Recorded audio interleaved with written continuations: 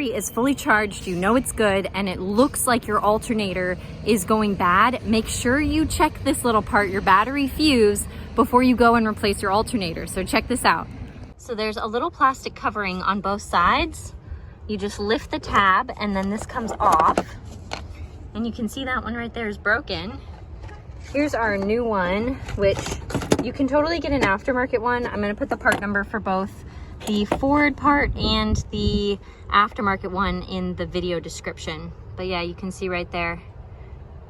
Blown good. Blown good. This car got a brand new battery, brand new alternator, and it was still only pushing 12.24 volts to the battery. So we knew there was still something wrong. I would recommend checking that fuse before you replace the alternator. We knew this car needed one, but make sure that you save yourself the money and time and check that battery fuse.